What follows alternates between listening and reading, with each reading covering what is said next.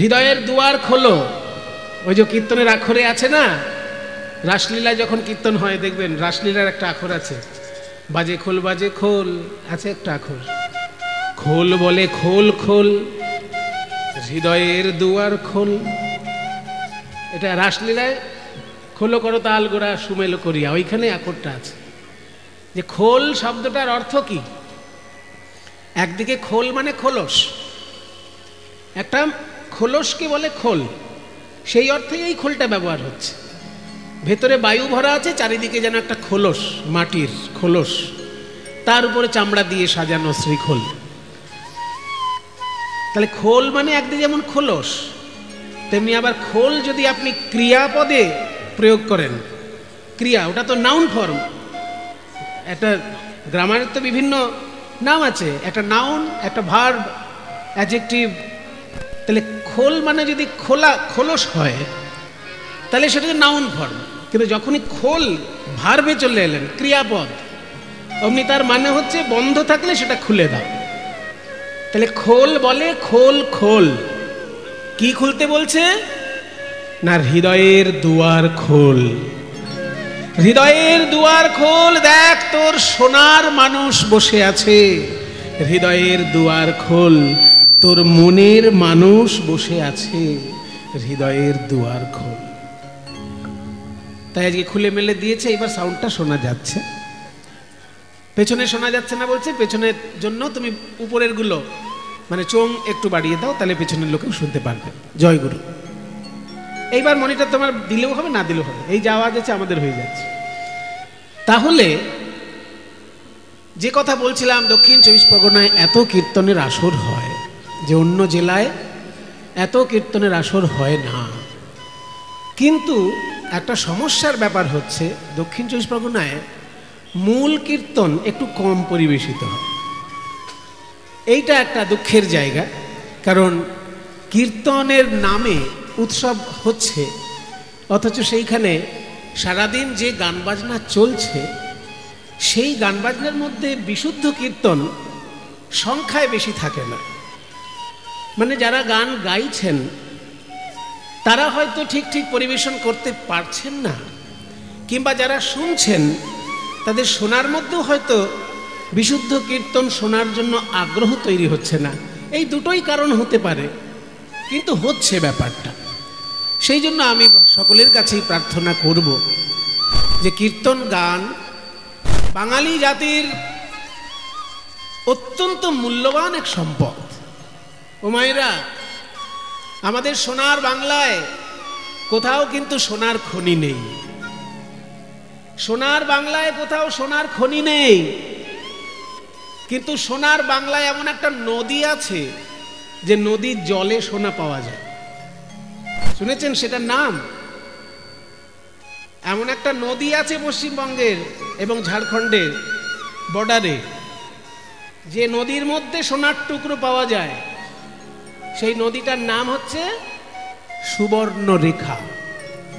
ওখানে যারা আদিবাসী এবং স্থানীয় মানুষ, তাদের প্রত্যহ কাজের মধ্যে ওইটা একটা, জল ছেঁকে ছেঁকে, বালি ছেঁকে ছেঁকে তারা সোনার কণাগুলো খুঁজে খুঁজে বার করে আর সেটা বিক্রি করে সংসার চলে। তাহলে আমাদের বাংলায় এমন নদী আছে যেখানে বালির মধ্যে সোনার টুকরো পাওয়া যায়, কিন্তু আলাদা করে সোনার খনি নেই। কিন্তু চৈতন্য মহাপ্রভুর অশেষ কৃপায় এই কীর্তন গান নামক এমন এক খনি আছে, এখানে মূল্যবান এক একটি গান হচ্ছে এক একটা রত্ন স্বরূপ। যেমন ধরুন গোবিন্দ দাস মহাশয়ের পদাবলী। গোবিন্দ দাস কবিরাজের নাম তো শুনেছেন?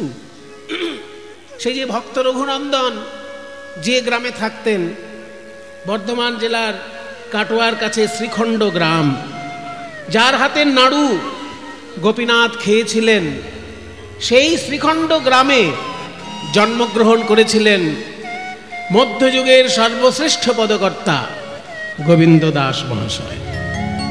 সেই গোবিন্দ দাসের এক একটি বিখ্যাত পদ আছে যার উপর সুর তাল নির্দিষ্ট আছে, সেগুলো গান নয়, রত্ন রত্ন। যেমন ধরুন একটা পদের নাম বলছি, নীল রত্ন কিয়ে নবঘন ঘটা, নখিলে নখিল নয় সেনা অঙ্গের ছটা। এই পদটি মল্লার রাগে তিওর তালে পরিবেশন করা হয়। অমুখ মণ্ডল জিতি শারদ সুধাকর, তনুরুচি তরুণ তমাল। এই পদটি প্রথমে ধরা তালে পরিবেশিত হয়, তারপর কাটা দশকোষী তাল। এই যে মূল্যবান কীর্তন, এগুলো কিন্তু দক্ষিণ 24 পরগনায় খুব বেশি চর্চার মধ্যে পাওয়া যায় না। কিন্তু দক্ষিণ 24 পরগনার যারা শ্রোতা, তারা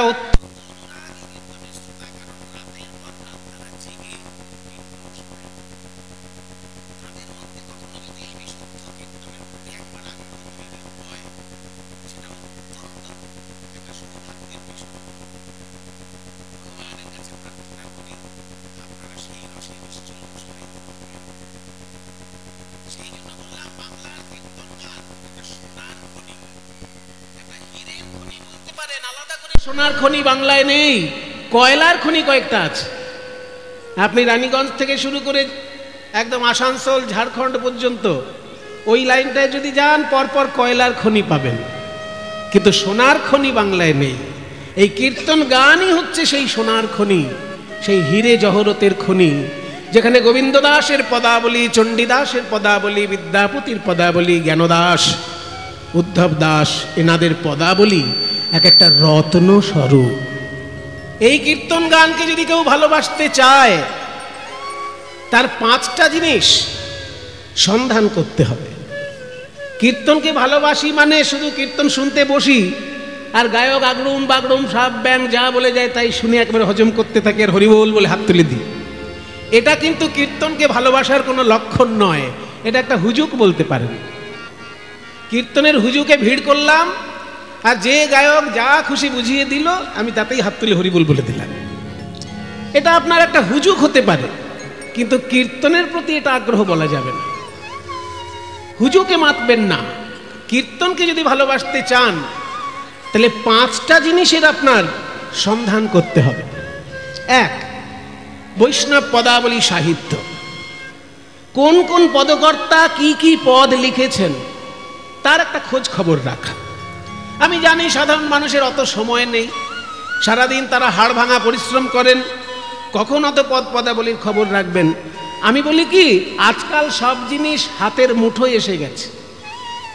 লাইব্রেরি আপনার হাতের মুঠোয়। মোবাইলটায় আপনি যেমন নায়ক নায়িকার নাচ দেখছেন, ঠিক তেমনি মোবাইলের মধ্যেই বৈষ্ণব পদাবলীও খুঁজে পাবেন। আপনি মোবাইলে একবার লিখুন তো বৈষ্ণব পদাবলী অব গোবিন্দ দাস, দেখুন পর পর চলে আসবে গোবিন্দ দাসের পদ। আপনি মোবাইলে একবার লিখুন তো বৈষ্ণব পদাবলী অব জ্ঞান দাস, চণ্ডীদাস, বিদ্যাপতি, শুধু গুগলে গিয়ে একবার লিখে দিন। লিখতেও তো হয় না আজকাল, মুখে বলে দিলেই গুগল দেখিয়ে দেয় এই আছে আমার কাছে, আমার ভান্ডারে এই আছে, বিষও আছে অমৃতও আছে। তুমি কোনটা নেবে সেটা তোমার বুদ্ধির উপর নির্ভর করছে। তোমার কি বিষাক্ত বুদ্ধি, তাহলে তুমি বিষাক্ত জিনিস নাও। তোমার কি শুদ্ধ বুদ্ধি, তাহলে তুমি শুদ্ধ জিনিস নাও। আমার ভান্ডারে কিন্তু সব আছে, আমি গুগল মাস্টার। আমার ভান্ডারে বিষাক্তও আছে, অনাসক্তও আছে, আবার বিশুদ্ধ ভক্তিও আছে। তুমি কোনটা নেবে আমার কাছে বলো শুধু। দেখবেন গুগলে সার্চ করবেন, আপনাকে মোটা মোটা বই কিনতে হবে না, সেইখানেই চণ্ডীদাসের পদাবলী, বিদ্যাপতির পদাবলী, গোবিন্দ দাসের পদাবলী, উদ্ধব দাসের পদাবলী পাবেন। আর ওই পদগুলো পড়ে যদি মানে বুঝতে না পারেন, সেটাও জিজ্ঞেস করবেন মিনিং অফ দিস পদাবলী। যদি কেউ কোথাও লিখে থাকে সেটাও পেয়ে যাবেন। না পেলে কোনো বাংলার মাস্টার মশাইয়ের কাছে যাবেন। বাংলা নিয়ে যারা MA করেছে, বাংলা নিয়ে যারা অনার্স পড়েছে, সেই রকম ছেলেপিলেকে ধরবেন। যেসব ছেলেরা বাংলা নিয়ে অনার্স পড়েছে, বাংলা নিয়ে MA পড়েছে, তারা কিন্তু বৈষ্ণব পদাবলীর অর্ধেকটা জিনিস জেনে বসে আছে। তারা শুধু সুরতালটা রপ্ত করতে পারেনি, তাই কীর্তনিয়া হতে পারছে না। সুরতাল রপ্ত করে ফেলতে পারলে বাংলায় অনার্স যারা পড়ছে, MA যারা পড়ছে, তারা এক একজন বড় কীর্তনিয়া হতে পারে। কারণ বৈষ্ণব পদাবলীর উপর পড়াশোনা করানো হয় বাংলায় যারা MA পড়ে আর বাংলায় যারা অনার্স পড়ে তাদের সিলেবাসের মধ্যে। সেই জন্য যাদের যাদের বেশি আগ্রহ তারা ওই রকম ছাত্র খুঁজে বেড়াবেন বা ওই রকম মাস্টারমশাই খুঁজে বেড়াবেন যারা আপনাকে পদের মানেটা বুঝিয়ে দেবে। কাজে 5টা জিনিসকে যদি আপনি সন্ধান করেন তবে আপনি বলতে পারবেন আমি কীর্তনের ভক্ত। আর তা নাহলে হুজুকে সারা রাত্রি বসে থাকলাম, যে যা খুশি সাপ ব্যাং বকে গেল আর আমি হরি বলে গেলাম, হবে না। 5টা জিনিস আপনাকে জানতে হবে। প্রথম হচ্ছে বৈষ্ণব পদাবলী, দ্বিতীয় হচ্ছে তার সুর এবং সুর, কোন পদ কোন সুরে, সেই সুরটা একটু খোঁজ খবর নেওয়া। অন্য সুরে যদি কেউ গায় আপনি তাকে ধরতে পারবেন, ভাই এই পদটা কিন্তু এই সুরে নয়, তুমি ভুল গাইছো। কিংবা সঠিক পদ সঠিক সুরে শুনলে আপনারই মনে একটা দিব্য আনন্দ হবে। শুধু লোকের ভুল ধরে বেড়ানোর জন্য সুর শোনার কোনো মানে হয় না। আপনার নিজেরই দিব্য আনন্দ হবে যদি সঠিক সুর সঠিক পদ গাওয়া হয়। তারপর হচ্ছে তাল, তৃতীয় বিষয় হচ্ছে তাল, কোন তালে কোন পদটি, এটা কি তিয়ট তালে না দশকুশি তালে না লোফা তালে না দাসপাড়ি তালে না সোম তালে। এই যে একটু আগে যে আমরা নেচে নেচে গানের অংশ যেটা করলাম, একটু আগে যে নাচ গান করলাম, এটা সোম তাল ছিল, 28 মাত্রার তাল ছিল, সোম তাল, 8 8 4 8, এই হচ্ছে বিভাগ। তাহলে প্রথমে পদাবলী জানলেন, তারপর সুর জানলেন, তারপর তাল জানলেন, তারপর জানতে হবে বৈষ্ণব দর্শন। বৈষ্ণব দর্শন জানতে হবে যে শ্রীকৃষ্ণ কে। শ্রীকৃষ্ণ কি শুধু বৃন্দাবনের একটা গরু তাড়ানো রাখাল ছেলে?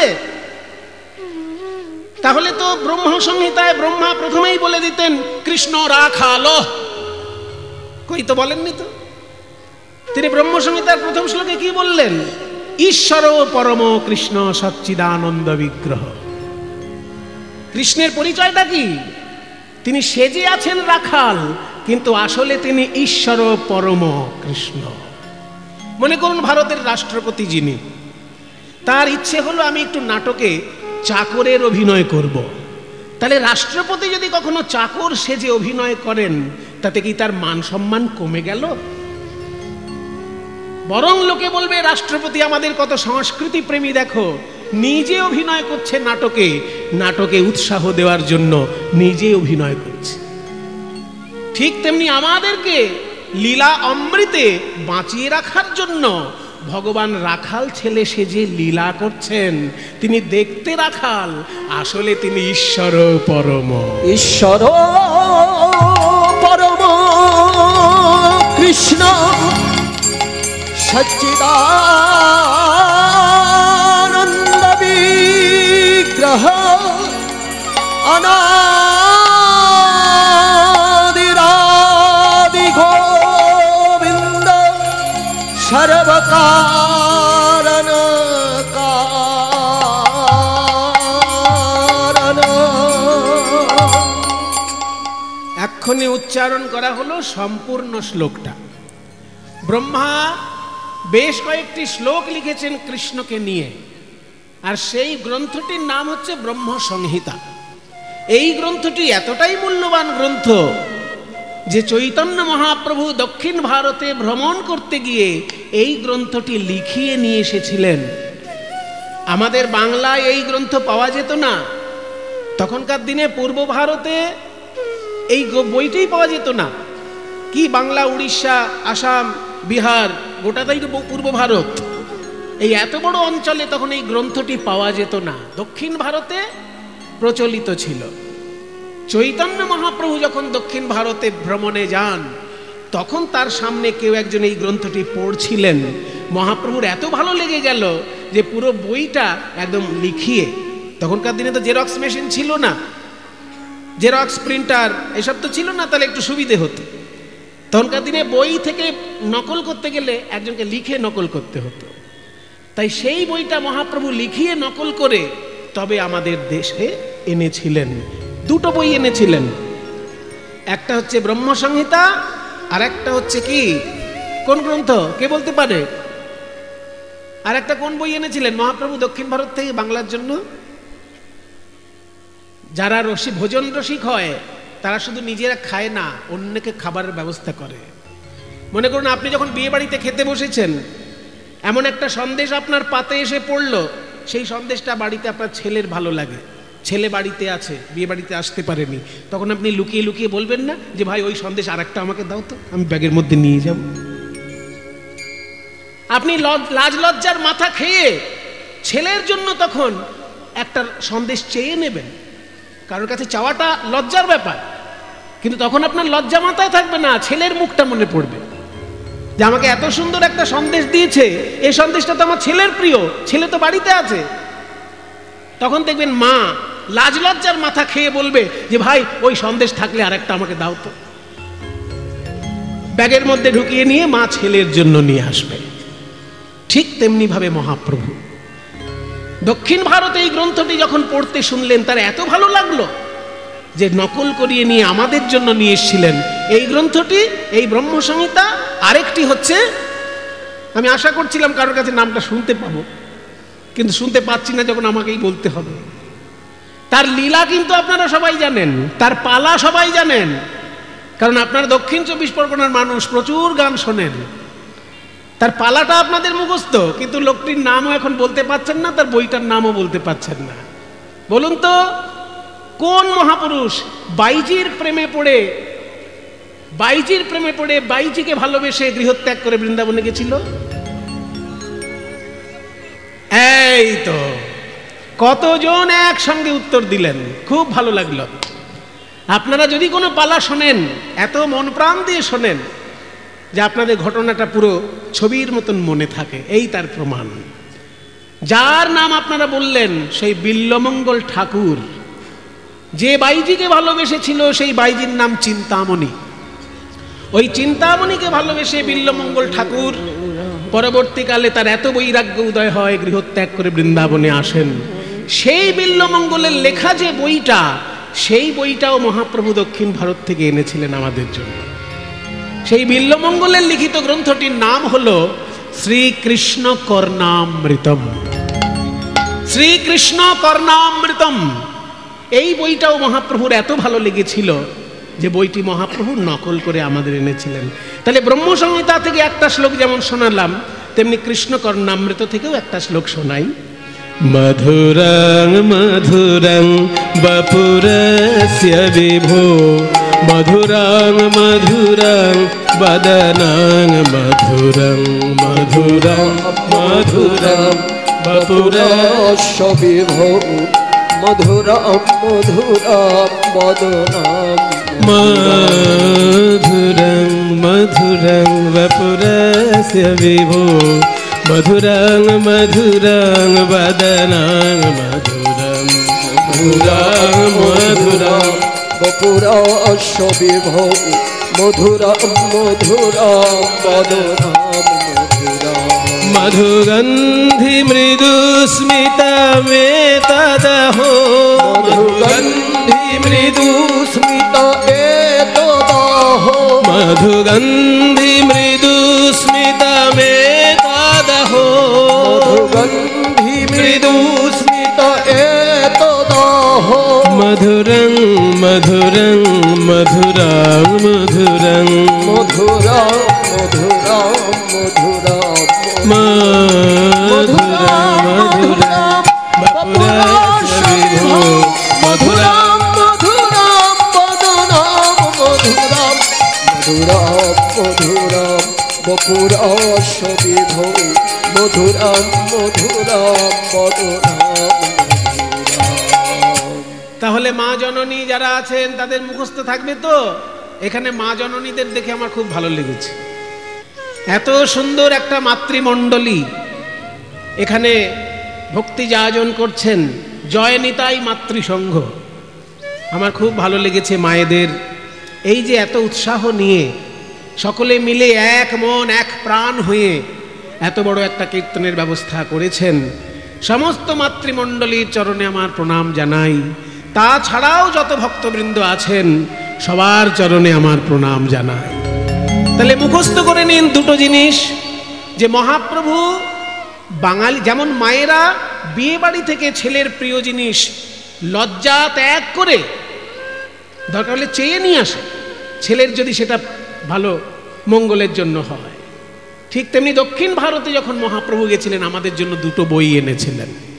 একটা হচ্ছে ব্রহ্মসংহিতা, যেখানে কৃষ্ণ তত্ত্ব অনেক বিস্তারিতভাবে রয়েছে, আর একটা হচ্ছে বিল্বমঙ্গল ঠাকুরের লেখা শ্রীকৃষ্ণ কর্ণামৃতম।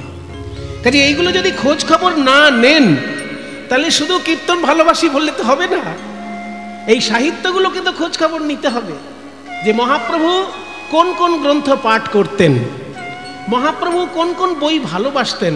আমিও সেগুলো ভালোবাসার চেষ্টা করব, পারবো না হয়তো, সেগুলো ভালোবাসা সহজ নয়, কারণ সেগুলো পণ্ডিতদের জিনিস, তো সংস্কৃত ভাষায় বেশিরভাগ বই, বাংলা অনুবাদ সবগুলোর পাওয়া যায়, এইটা একটা সুবিধে আছে। পরবর্তীকালে বাংলায় অনুবাদ সবই হয়েছে, কিন্তু মূল রসটা পেতে গেলে, সংস্কৃতর রসটা পেতে গেলে সংস্কৃত জানলে আরেকটু সুবিধে হয়। কিন্তু সেই সুবিধে যদি পাবার কোনো উপায় না থাকে তাহলে বাংলা অনুবাদের মধ্যে দিয়েই পড়বেন। তাই মহাপ্রভু যে গ্রন্থ দুটি ভালোবাসতেন, একটা হচ্ছে আমাদের জন্য এনেছিলেন, ভালো তো বাসতেন অনেক, সব থেকে বেশি ভালোবাসতেন তিনি শ্রীমদ্ ভাগবত। তাই ভাগবত চর্চা হলেই মহাপ্রভুকে ভালোবাসা হয়ে যায়। আর তারপরে আমাদের জন্য এই দুটো বই এনেছিলেন, যেই জন্য বলছিলাম কীর্তনকে ভালোবাসতে গেলে 1 পদাবলী সাহিত্য, 2 সুর তাল, 3 হচ্ছে সাহিত্য, 4 হচ্ছে বৈষ্ণব দর্শন, আর 5 হচ্ছে বৈষ্ণব সঙ্গ। আপনি যদি বৈষ্ণবগণের সঙ্গ না করেন তাহলে তো বৈষ্ণবদের ভাবধারাটার সঙ্গে পরিচিত হতে পারবেন না। সেই জন্য কঠিন বটে, বৈষ্ণব সঙ্গ লাভ করাটা কঠিন, বৈষ্ণবদের যত নিয়ম আছে সব নিয়ম মেনে চলাও খুব কঠিন, কিন্তু চেষ্টা করতে তো দোষ নেই। কোনো স্কুলে পরীক্ষায় ফার্স্ট হওয়াটা কঠিন, কিন্তু চেষ্টা করতে তো দোষ নেই। ফার্স্ট তো একজনই হবে, 100 জন ছেলে পরীক্ষা দেবে, কয়েকজন ফেল করবে, কিন্তু ফার্স্ট তো একজন হবে রে বাবা। কিন্তু কেউ যদি চেষ্টা না করে তাহলে তো ভালো ছেলে তৈরি হবে না। সেই জন্য চেষ্টা আমাদের সকলকেই করতে হবে। কে কতদূর সিদ্ধি লাভ করব সেটা ভগবানের কৃপা, কিন্তু আমাদের চেষ্টা করে যেতেই হবে। এই 5টা জিনিস ভালোবাসলে কীর্তন অনুরাগী ভক্ত সে হবেই হবে। আপনারা সেই কীর্তন অনুরাগী ভক্ত, তা না হলে কি এত কষ্ট করে দূর দূর থেকে ছুটে এসেছেন এইভাবে হরিকথা শোনার জন্য?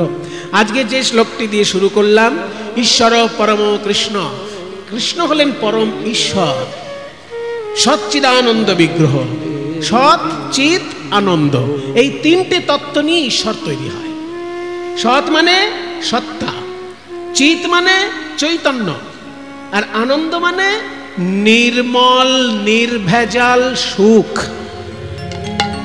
যে সুখের মধ্যে কোনো ভেজাল নেই, যে সুখের মধ্যে দুঃখ পাবার কোনো সম্ভাবনা নেই, বুঝে নিন, যে সুখে দুঃখ পাবার কোনো সম্ভাবনা নেই সেই সুখটা হলো ঈশ্বরের সুখ।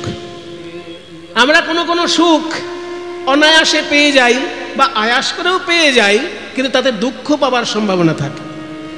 কেমন? কেউ কিছু মনে করবেন না, একটা উদাহরণ দিচ্ছি। মনে করুন মদ্যপানের একটা সুখ আছে, মদ্যপান করলে সুখ হয়। যারা মদ্যপান করেন তারা জানেন যে মদ্যপান করলে কিরকম সুখ হয়। কিন্তু এই সুখে যদি কেউ বেশি অভ্যস্ত হয়ে পড়ে, কি বাবা, তাহলে কি তার সুখটা চিরস্থায়ী থাকবে?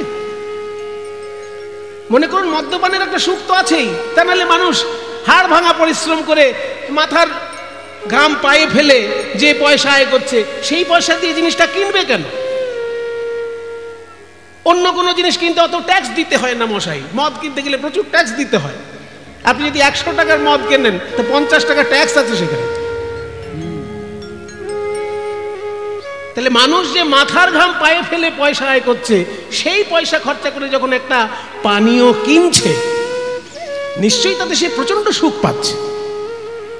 কিন্তু সেই সুখে যদি সে অভ্যস্ত হয়ে পড়ে, কিছুদিন পরেই ডাক্তারের কাছে যেতে হবে, আর ডাক্তারবাবু বলছেন আপনার লিভারটার 12টা বাজিয়ে ফেলেছে, এই লিভার মেরামত করতে আমার এইবার মাথার ঘাম পায়ে পড়বে, তাই না? তাহলে এই সুখটা, যে সুখটা তাকে এনে দিল পয়সার বিনিময়ে, সেটা কিন্তু তার সত্যিকারের সুখ হলো না। ওই সুখের মধ্যে কিন্তু তার দুঃখ নিহিত আছে। সুখটা সুখই, কিন্তু তার সঙ্গে যদি দুঃখ মিশে থাকে সেটা কোনো মতেই ঈশ্বরের সুখ হতে পারে না। ঈশ্বরের যেগুলো সুখ তার মধ্যে দুঃখের কোনো বালাই নেই। উদাহরণ দিচ্ছি এক্ষুনি। মনে করুন কেউ প্রতিদিন 1000 নাম জপ করে, তারপরের মাসে সে 1,00,000 নাম জপ করা অভ্যাস করলো। 1000 জপ করতো আগে, এখন সে 1,00,000 নাম জপ করে। তার কি লিভার খারাপ হবে? তার চোখ খারাপ হবে? তার কান খারাপ হবে? কিডনি খারাপ হবে? আগে 1 বোতল মদ খেত, এখন 10 বোতল মদ খায়, তার কিন্তু লিভার খারাপ হতে পারে। কিন্তু যে আগে 1000 নাম জপ করতো আর এখন 1,00,000 নাম জপ করে, তার কোনটা খারাপ হবে? লিভারও খারাপ হবে না, কিডনিও খারাপ হবে না, সব শরীর সুন্দর থাকবে। বরং দুশ্চিন্তা যদি আগে বেশি হতো, এবার সে দুশ্চিন্তা কম করতে পারছে, কারণ নাম জপ করতে হচ্ছে। সময়টা ঠাকুরের চরণে চলে যাচ্ছে। সেই জন্য যে সুখটার মধ্যে দুঃখের কোনো সংযোগ থাকে না, দুঃখ যার সঙ্গে সম্পর্ক থাকে না, সেই রকম সুখ হচ্ছে ঈশ্বরের সুখ। ওইটাইকে বলছে সৎচিৎ আনন্দ। ওই সৎচিৎ আনন্দ নিয়ে ঈশ্বর গঠিত। সেই আনন্দটা নির্মল সুখ, নির্ভেজাল সুখ। সেই সুখ তিনি যদি কৃপা করে দেন তবে আমরা পাই। সেই সুখ থাকে কোথায়?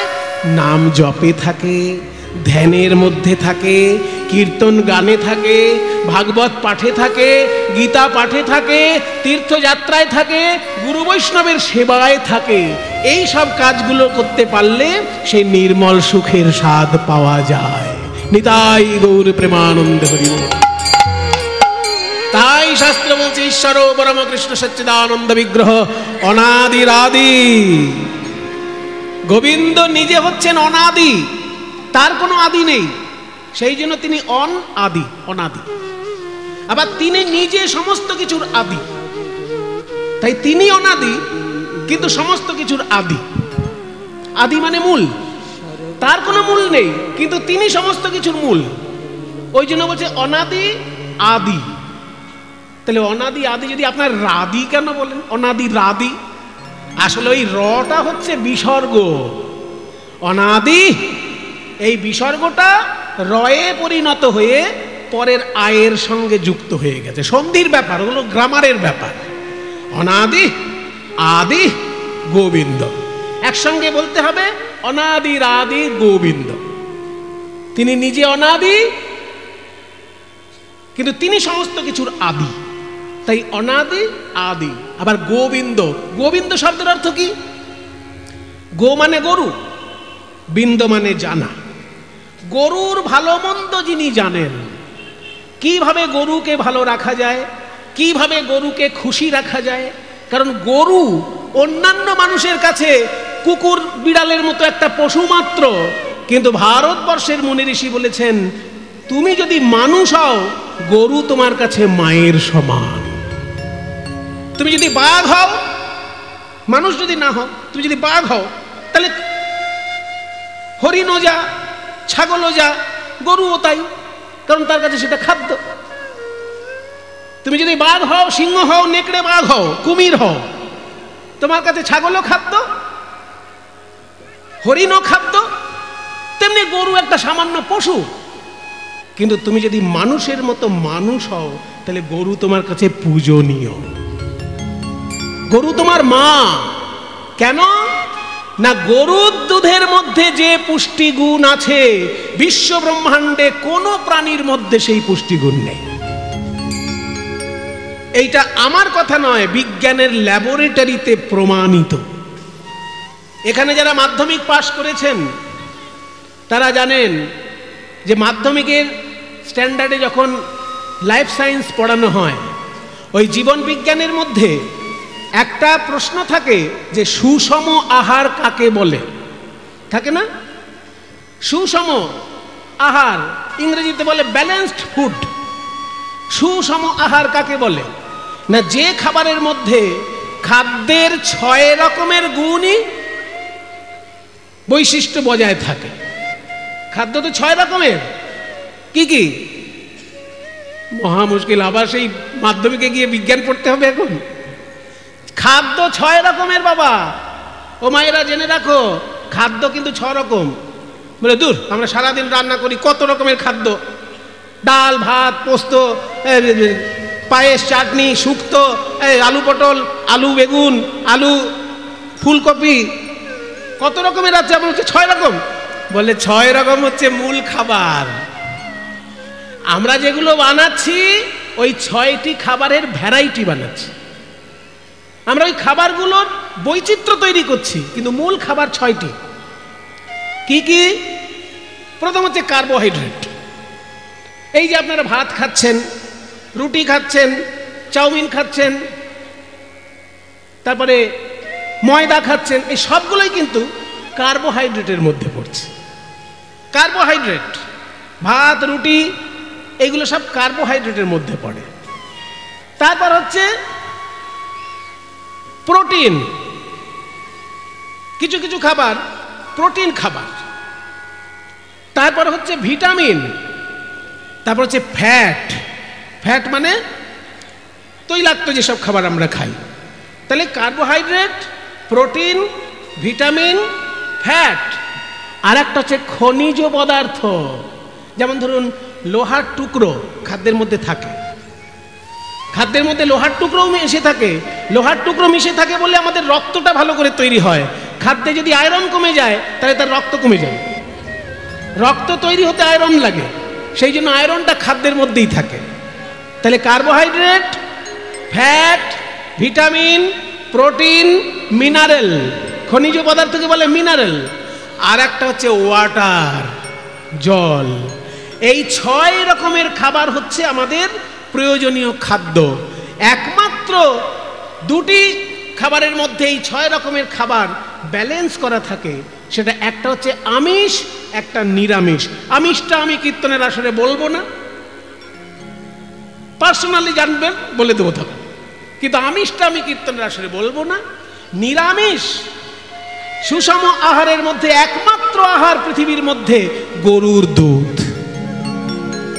তাহলে ভগবান এমন ভাবে তৈরি করেছেন গরু নামক প্রাণীটিকে, যার দুধের মধ্যে 6 রকমের খাবার বৈশিষ্ট্য রয়েছে।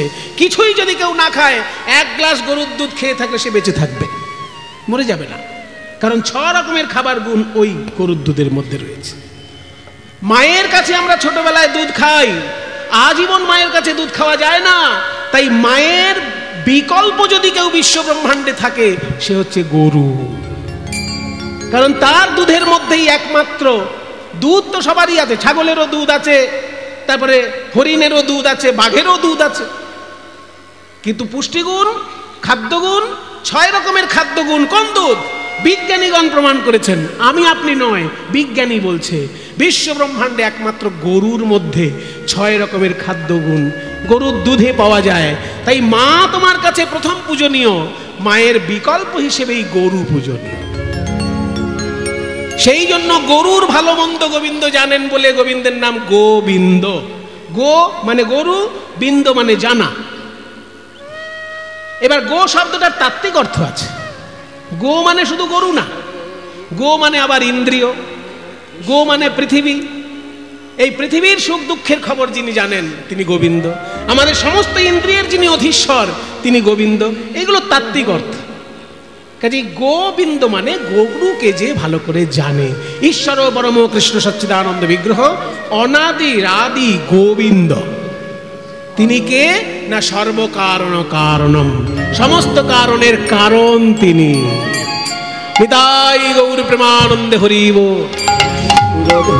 একটা শ্লোকের ব্যাখ্যা আপনারা শুনলেন। এই শ্লোকটি লেখা রয়েছে ব্রহ্ম সংহিতায়, যা মহাপ্রভু স্বয়ং আমাদের জন্য যত্ন করে এনেছিলেন দক্ষিণ ভারত থেকে। এইবার আমরা আমাদের গান বাজনায় তো যাবই। আজকে মহাপ্রভু কি বলছেন? মহাপ্রভু আমার বলছেন যে শোনো শোনো শোনো শোনো, 3 জায়গায় আমি হরিনাম প্রচার করব ভেবেছিলাম, 2টি জায়গায় হয়ে গেছে, আর একটা শুধু বাকি আছে। বলে কি কি বাকি ছিল প্রভু? বলে আমার ইচ্ছে ছিল আমি হাটে হাটে নাম প্রচার করব। আমার ইচ্ছা ছিল হাটে হাটে নাম প্রচার করব, মাঠে মাঠে নাম প্রচার করব, আর ঘাটে ঘাটে নাম প্রচার করব। হাটে হাটে নাম প্রচার হয়ে গেছে, মাঠে মাঠেও নাম প্রচার হয়ে গেছে, কিন্তু এই নবদ্বীপের সমস্ত ঘাটে আমার হরিনাম প্রচার করা হয়নি। বলে এত কিছু থাকতে আপনি ঘাটে কেন নাম প্রচার করবেন? এখনকার দিনে ঘাটের গুরুত্ব অতটা নেই, কিন্তু 500 বছর আগে এই সারা ভারত ছিল ঘাটের উপর নির্ভরশীল। কারণ তখনকার দিনে সমস্ত বড় বড় ব্যবসা নদীর তীরে হতো, যার জন্য দেখবেন ভারতের যত বড় শহর, সব বড় শহর আপনি দেখবেন নদীর তীরে। কলকাতা কোথায়? গঙ্গার তীরে অবস্থিত। দিল্লি কোথায়? যমুনার তীরে অবস্থিত। তাই ঘাটে ঘাটে বড় বড় শহর। তা মহাপ্রভু বলছেন আজকে আমার ইচ্ছা আমি ঘাটে ঘাটে হরি নাম প্রচার করব। অমনি গৌরীদাস আর বসে থাকে। গৌরীদাস একটি সুন্দর নৌকা এনে বলছে, প্রভু এই নৌকায় উঠে তুমি হরি নাম করো, সমস্ত ঘাটে ঘাটে হরি নাম প্রচার হবে।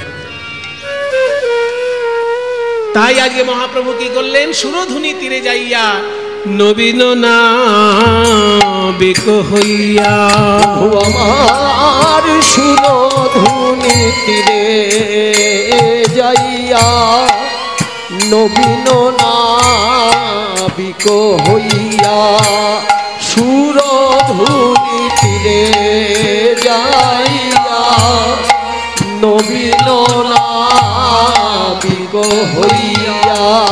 দেখো কেমন সহচর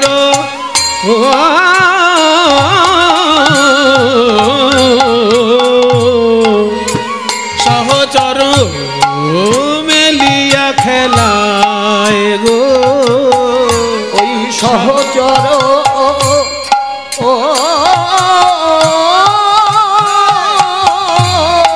মেলিয়া খেলায় গো, খেলিছেন গোরারায়, খেলিছে গোরারায়।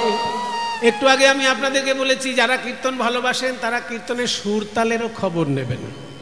এই যে ছোট্ট তালে গানটা চলছে, এই সুরটা কিন্তু আপনাদের সকলের মুখস্থ, কিন্তু এটা কি তাল এটা বললে পরে কিন্তু কেউ আর উত্তর দিতে পারবে না। দেখুন এটা তাল, ছোট তাল, কিন্তু জানা সবার নেই, শুধু জেনে নেই। এই তালটির নাম হচ্ছে ছোট একতালি। এর একটা ডাক নাম আছে, বইপত্রে লেখা থাকবে ছোট একতালি বলে, কিন্তু একটা ডাক নামও আছে। ডাক নামটা হচ্ছে ঝাঁতি। কেন ঝাঁতি? এর মধ্যে ঝাঁসটা খুব জোরালোভাবে বাজে, সেই জন্য ঝাঁতি এটা ছোট তালের নাম। এই দেখুন 1 2 3 4 5 6, যদি এটা 7 মাত্রার তাল, কিন্তু গান বাজনার মধ্যে এটা 6 মাত্রায় এসে গেছে। 7 মাত্রা কিভাবে হবে? এটা 7 মাত্রা যদি করতেই হয় তাহলে এটা 3.5 3.5 বিভাগ করতে হবে। 1 2 3 হাফ, 1 2 3 হাফ, 1 2 3 হাফ, 3-এর সঙ্গে হাফ যাবে, 3.5 3.5 হবে। কিন্তু সেইভাবে গান বাজনা করলে গানের মাধুর্য থাকে না, সেই জন্য 7টা ওই 3.5 না করে 3-3 ভাগে এসে গেছে। 1 2 3 4 5 6, ধিত্তা কি ধাধি ধা, ধিত্তা কি ধাধি ধা, ধিত্তা কি ধাধি ধা, 1 2 3 4 5 6। প্রিয় গদাধর সঙ্গে ওই পুরবর ভোসরঙ্গে, ওই প্রিয় গদাধর সঙ্গে পুরবরা ভসরঙ্গে। প্রভু আমার নৌকায় বসিয়া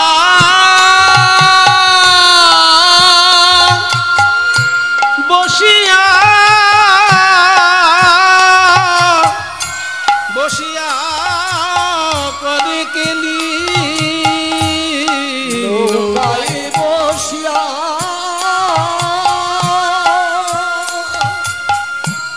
বসিয়া করে কেলি। হাজার হাজার ভক্ত, মহাপ্রভুর হাজার হাজার ভক্ত, কিন্তু একজনের মুখের দিকে তাকিয়ে গান গাইছেন কেন?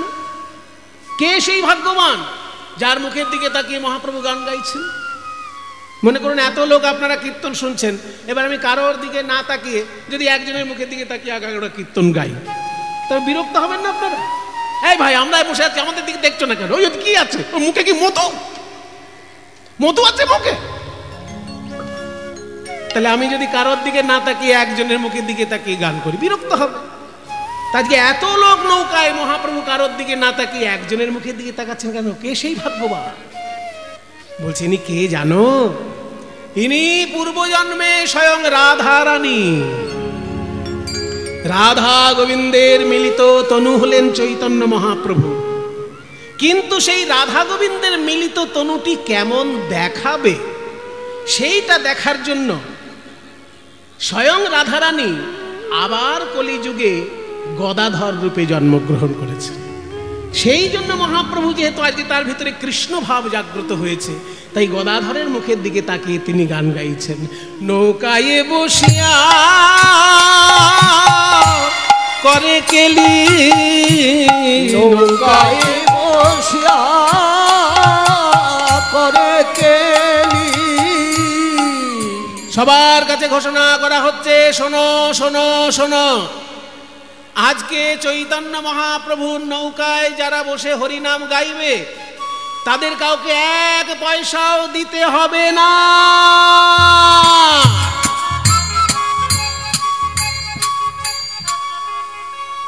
এক পয়সাও দিতে হবে না শুনে বাবা, যার কোনো কাজ নেই সেও গিয়ে নৌকায় উঠে বসে আছে।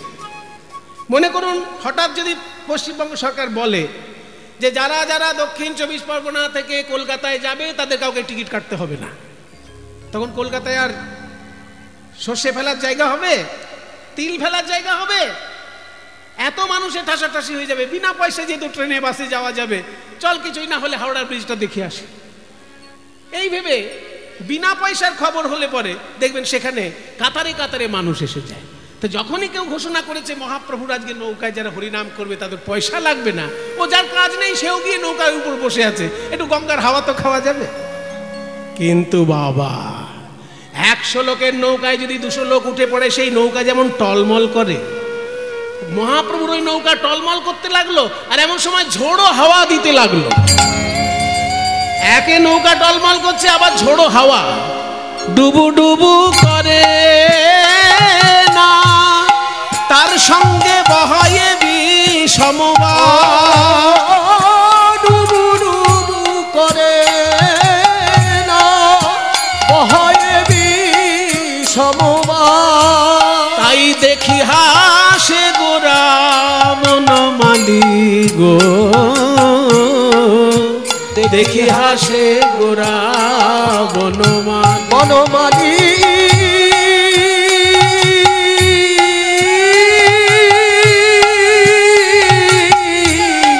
দেখি হাসে গোরা বনমালী,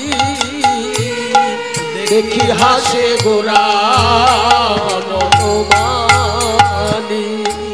সবাই বলে চৈতন্য মহাপ্রভু বড় পণ্ডিত।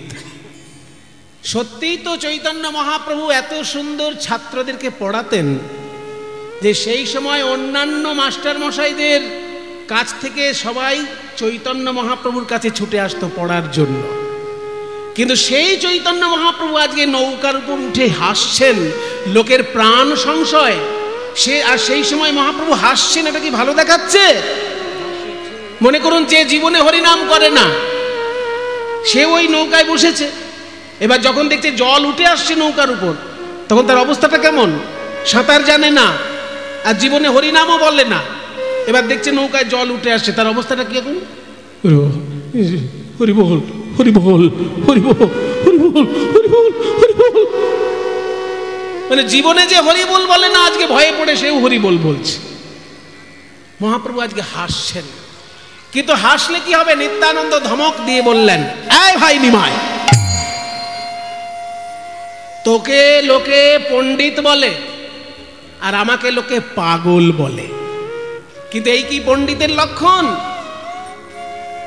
শত শত মানুষের আজকে প্রাণ সংকটাপন্ন, এখনই নৌকা ডুবে গেলে সবাই মরে যাবে। একে নৌকা ডুবছে, তারপর আবার ঝোড়ো হাওয়া, আর এই সময় তুই হি করে হাসছিস, এই পণ্ডিত। লোকে আমাকে বলে পাগলা নিতাই, কিন্তু তোকে তো পণ্ডিত বলে, নিমাই পণ্ডিত বলে, পাগলা নিমাই কেউ বলে না। কি পণ্ডিতের লক্ষণ এই তো? গৌর সুন্দর বলছে, দাদা গো, আমি যে কেন হাসছি, আর কেউ না বুঝুক তোমার বোঝা উচিত। না আমি অত ঘোরালো পেঁচানো কথা বুঝি না, সহজ করে বল কেন হাসছিস? লোকে ডুবতে বসেছে তুই হাসছিস। আমি কেন হাসছি জানো? এই যে যারা আজকে ডুবে যাবার ভয়ে হরি বল বলছে, আমি নিজে একদিন এদের বাড়ি গিয়েছিলাম, সবার হাতে পায়ে ধরে বলেছি, ওরে কলিজি একবার বদন ভরে হরি বল বলো। এই নরজনম দুর্লভ জনম, সবাই মিলে একবার বাহু তুলে হরি বল, আবার হরি বল, আবার হরি বল, হরি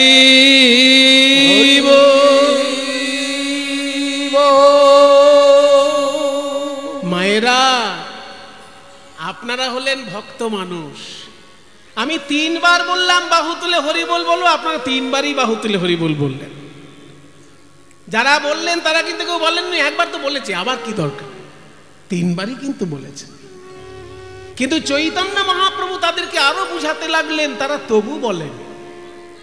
কিছু কিছু লোক আছে বাবা প্রচন্ড কুতার্কিক, আপনি হাজার বুঝালেও সে কোনো একটা ফ্যাঁকড়া বার করে আপনাকে উল্টো বুঝিয়ে ছাড়বে। দেখুন যুক্তি ভালো, কিন্তু কুযুক্তি তো ভালো না। যে যুক্তিতে সমাজের অকল্যাণ হবে, যে যুক্তিতে একটা ভক্ত মানুষ অভদ্র লোকে পরিণত হবে, সে যুক্তিটা কি ভালো? সেই জন্য যুক্তি অবশ্যই ভালো, যুক্তিবাদ হচ্ছে ভারতবর্ষের একটা গর্বের বিষয়, কিন্তু কুযুক্তি কোনো কালেই ভালো জিনিস না। তাই মহাপ্রভু বললেন, শোনো ভাই, প্রহ্লাদ কি বলেছেন জানো? কৌমারে আচরেত প্রাজ্ঞ ধর্মান ভাগবতানিহ দুর্লভং মানুষং জন্ম তদপি অধ্রুবম অর্থদম। শ্রীমদ্ ভাগবত 18 পুরাণের মধ্যে সর্বশ্রেষ্ঠ পুরাণ।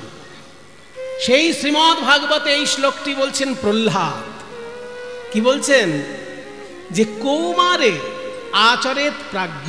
কৌমার, কৌমার মানে, কৌমার মানে হচ্ছে 5 বছর থেকে 15 বছর পর্যন্ত যে বয়সটা, এই 5 বছর থেকে 15 বছরের মধ্যেই শুরু করে দিতে হবে ভক্তি যাজন, পরে করব বললে হবে না। কৌমারে আচরেত প্রাজ্ঞ, আচরেত মানে আচরণ করা উচিত, প্রাজ্ঞ মানে বুদ্ধিমান। প্রজ্ঞা আছে যার, জ্ঞান বুদ্ধি যার আছে, সে বাল্যকাল থেকেই ভক্তি যাজন করবে। কেন? কারণ দুর্লভং মানুষং জন্ম, মনুষ্য জন্ম হলো দুর্লভ। আপনারা শুনেছেন যে আমাদের 84 লক্ষ বার জন্ম মৃত্যু হয়, যদিও তার বেশি হয়, কিন্তু শাস্ত্র বলে বেঁধে দিয়েছে একটা সংখ্যা যে 84 লক্ষ বার জন্ম মৃত্যু, তার মধ্যে স্থাবরং লক্ষ বিংশতি, 20 লক্ষ বার আমাদের গাছপালার জন্ম হয়। মুক্তি হয় কবে? যেদিন তুলসী বৃক্ষরূপে জন্ম হয়ে আমাদের পাতা গোবিন্দ সেবায় লাগে, আর আমাদের ডালপালা মালা হয়ে গিয়ে ভক্তের কণ্ঠ অলঙ্কৃত করে, সেদিনকে আমাদের বৃক্ষ জন্ম থেকে মুক্তি হয়। স্থাবরং লক্ষ বিংশতি। তারপর নবলক্ষাশ্চ জলজা, জলের মধ্যে জন্ম হয় 9 লক্ষ বার। এই যে আপনাদের জায়গাটির নাম মাগুর পুকুর, চারিদিকেই পুকুর আছে, নিশ্চয়ই কোনো একটা মাগুরের পুকুরের জন্য এই জায়গাটি হয়তো বিখ্যাত। মাগুর মাছ, মাছের মধ্যে কি গো, একটা বেশ বিখ্যাত মাছ না? সেই যে একটা ছড়া আছে মনে, যে মাছের শাকের মধ্যে, মাছের মধ্যে মাগুর, আর শাকের মধ্যে পুঁই, আর নারীর মধ্যে ভুলোর মা, আর পুরুষের মধ্যে মুই। মানে একটা লোককে জিজ্ঞেস করা হচ্ছে যে কে কিসের মধ্যে শ্রেষ্ঠ, তা সে উত্তর বলছে কে কিসে শ্রেষ্ঠ জানো না? তার স্ত্রী হচ্ছে ভুলোর মা আর কি, ভুলো ছেলের নাম, এবার স্ত্রীর নাম ধরে তো আগেকার দিনে ডাকতো না, অমুকের মা বলেই ডাকতো। তো এবার বলছে যে শোনো, মাছের মধ্যে মাগুর, আর শাকের মধ্যে পুঁই, আর স্ত্রীর মধ্যে ভুলোর মা, আর পুরুষের মধ্যে মুই। তাহলে মাগুর মাছ নিয়ে কিন্তু অনেক কিছু কথা বলার আছে। বৈষ্ণব জগতে একটা প্রচলিত কথা আছে, অনেক কালের পুরনো কথা, এখনকার দিনে সেই কথাটা মানুষ ভুলে যাচ্ছে, যে মহাপ্রভু নিতাই চাঁদ যা বাংলায় যে বৈষ্ণব ধর্ম প্রচার করেছিলেন সেটা খুব কঠিন রাখেননি, সহজ সরল করে মানুষের কাছে প্রচার করেছিলেন। এইটা বলার জন্য একটা ছড়া আছে, ছড়াটা শুনলে যারা ভক্ত তারা কিন্তু একটু কষ্ট পেতে পারেন, কিন্তু আমি যেহেতু সাহিত্যটাও তো ভালোবাসি সেই জন্য ছড়াটা বলছি। ছড়াটা হলো যে খেয়ে মাগুর মাছের ঝোল আর শুয়ে ভর যুবতীর কোল, মুখে গৌর হরি বল। এরকম একটা ছড়া বাংলার ছড়ার মধ্যে প্রচলিত আছে। এর তাত্ত্বিক রূপ আছে কিন্তু, মানে তোমরা যদি মাগুর মাছ দিয়ে ভাত খাও, খাওকে যাও, কিন্তু হরি বল বলতে যেন ভুলো না। অন্তত হরি নামটা মুখে রেখো। যে কিছুই পারে না সে কি করবে? হরি নামটা মুখে রাখলেও তো তার কল্যাণ হবে। সেই জন্য এই কথাটা বলা, যে খেয়ে মাগুর মাছের ঝোল, শুয়ে ভর যুবতীর কোল। ঠিক আছে, তোমাকে বাবাজি হতেই হবে এমন কোনো ব্যাপার নয়, বৃন্দাবনে গিয়ে গাছের নিচে বসে ঠান্ডার মধ্যে জপ করতেই হবে, এত কঠিনও তোমার ভাবার দরকার নেই। তোমার স্ত্রী যদি ভর যুবতী হয়, থাকো স্ত্রীকে নিয়ে, খেয়ে মাগুর মাছের ঝোল, শুয়ে ভর যুবতীর কোল, কিন্তু মুখে গৌর হরি বল। তুমি খাও যা খুশি, শুয়ে থাকো তোমার স্ত্রীর কাছে, বৈরাগ্য এখনই দরকার নেই, সম্ভব হলে বৈরাগ্য করবে, কিন্তু হরি বল বলতে যেন ছেড়ো না। এইটা হচ্ছে বলার উদ্দেশ্য। এবারে তাত্ত্বিক দিক আছে। এর তাত্ত্বিক দিক হলো, এখানে মাগুর মাছ বলতে ওই মাগুর মাছটাকে বোঝানো হচ্ছে না। মাগুর মাছ যেমন কালো হয়, তেমনি আমাদের চোখের মনি কি কালো। মাগুর মাছ যেমন আকর্ষণীয় একটি মাছ, তেমনি দেখবেন মানুষের মুখমণ্ডলের মধ্যে চোখ হচ্ছে আকর্ষণীয়। সেই জন্য চোখটাকে এখানে মাগুর মাছ বলা হচ্ছে। হরিনাম গাইতে গাইতে, হরিনাম শুনতে শুনতে যেদিন তোমার চোখ দিয়ে জল ঝরবে, সেটাই হচ্ছে মাগুর মাছের ঝোল বলা। তাত্ত্বিক উদ্দেশ্য, এর তাত্ত্বিক ব্যাখ্যা, যে মাগুর মাছের ঝোল মানে এখানে বাইরের মাগুর মাছের ঝোল বলা হচ্ছে না। মাগুর যেহেতু কালো, তোমার শরীরের মধ্যে নয়ন মণিটা সব থেকে কালো, ওই নয়ন থেকে যদি জল ঝরে, জানবে তোমার কীর্তন ভগবানের চরণে পৌঁছেছে। আর ভর যুবতীর কোলের তত্ত্ব কি? এখানে ভর যুবতীর কোল বলতে সাধারণ মানুষ বুঝবে যে যুবতী স্ত্রীর কথা বলছে, কিন্তু ভর যৌবন কোন স্ত্রীর থাকে? যে কোনো নারীর যৌবন কি চিরকাল থাকে? একটা সময় যৌবন আসবে, একটা সময় যৌবন চলে যাবে। তাহলে ভর যুবতী তো সারা জীবন কেউ থাকে না। সারা জীবন যদি কেউ ভর যুবতী থাকে, সেটা হচ্ছে বসু মাতা ধরিত্রী। আপনি এই পৃথিবীর মাটির দিকে দেখুন, প্রতি বছরেই ধানে ভরে যাচ্ছে মাঠ, শস্যের সময় শস্যে ভরে যাচ্ছে মাঠ, সবজির সময় সবজিতে ভরে যাচ্ছে মাঠ। আপনি ছোটবেলাতেও প্রকৃতিকে যেমন দেখেছেন, বয়সকালেও এসে প্রকৃতিকে সেই রকম সুন্দরী দেখছেন। তাহলে চিরকালের ভর যুবতী যদি কেউ থাকে, সেটা হচ্ছে প্রকৃতি সুন্দরী, অর্থাৎ বসুমাতা ধরিত্রী। এখানে ভর যুবতীর কোল বলতে বসুমাতার ধরিত্রীতে গড়াগড়ি দিয়ে হরিনাম সংকীর্তন করে। কাজে এখানে মাগুর ঝোল বলতে চোখের জল, আর যুবতীর কোল বলতে ভর যুবতী, আজীবনের যিনি ভর যুবতী তিনি হচ্ছেন প্রকৃতি, বসুমাতা ধরিত্রী। তার কোলে গড়াগড়ি দিয়ে ধুলো মেখে হরি সংকীর্তন করো, মুখে গৌর হরি একবার বলে দেখো, নরজনম তোমার ধন্য হয়ে যাবে। তাই যে মাছের কথায় চলে এলাম, তার কারণ জলে জন্ম হয় আমাদের 9 লক্ষ বার। স্থাবরং লক্ষ বিংশতি, 20 লক্ষ বার গাছপালা, নবলক্ষাশ্চ জলজা, 9 লক্ষ বার জলে। মুক্তি লাভ কবে? মাছ হয়েছি, চিংড়ি হয়েছি, কাঁকড়া হয়েছি, মুক্তি কবে পেলাম? যেদিনকে শঙ্খ রূপে জন্মগ্রহণ করলাম। যে মুখে ভক্ত হরিনাম গান করে সেই মুখে যখন আরতি কালে আমায় বাজিয়ে দিল, আমার জল জন্ম থেকে মুক্তি লাভ হয়ে গেল। কৃমিনাং রুদ্র লক্ষাস, 11 লক্ষ বার পোকামাকড়ের জন্ম হয়েছে আমার। মুক্তি পেলাম কবে? যেদিনকে মৌমাছি হয়ে আমি মধু সংগ্রহ করে দিলাম পুজোর জন্য, কিংবা বজ্রকীট রূপে যেদিন আমি শালিগ্রাম শিলায় স্থান পেলাম, সেদিন মুক্তি লাভ হয়ে গেল। 10 লক্ষাশ্চ অণ্ডজা, ডিমের মধ্যে জন্ম হয় 10 লক্ষ বার। মুক্তি পেলাম কবে? না যেদিনকে ময়ূর রূপে জন্মগ্রহণ করে আমার পালক দিয়ে গোবিন্দের চূড়া তৈরি হলো, সেদিন পাখি জন্ম থেকে, ডিমের ভিতরের জন্ম থেকে মুক্তি পেলাম। তারপর পশু জন্ম, পশু জন্ম থেকে মুক্তি পেলাম কবে? ওই যে আগে বললাম, পৃথিবীর মধ্যে শ্রেষ্ঠ পশু যাকে আমরা মা বলে ডাকি, কেন না মায়ের কোলে ছোটবেলায় দুধ খাওয়া যায়, আজীবন খাওয়া যায় না। আজীবন যার দুধ খেয়ে বেঁচে থাকা যায় সে হচ্ছে গরু। সেই জন্যই আমরা গরুকে মায়ের জায়গায় সম্মান করি। যেদিনকে ধেনুকুলে আমার জন্ম হলো, আমার পবিত্র দুগ্ধ দিয়ে গৌর গোবিন্দের সেবা হলো, সেই দিন আমি পশু জন্ম থেকে মুক্তি লাভ করলাম। তাহলে স্থাবরং লক্ষ বিংশতি নবলক্ষাশ্চ জলজা কৃমিনাং রুদ্র লক্ষাশ্চ 10 লক্ষাশ্চ অণ্ডজা, 80 লক্ষ জন্ম এইভাবে চলে গেল। তারপর 4 লক্ষ মানব জন্ম। এই মানব জন্ম পেয়েছ যখন, কখনো বা বোবা হয়ে জন্ম নিয়েছি। সবাই হরিবোল বললে আমার হরিবোল বলা হলো না, হরিবোল বলা হলো না। কখনো কালা হয়ে জন্ম নিয়েছি।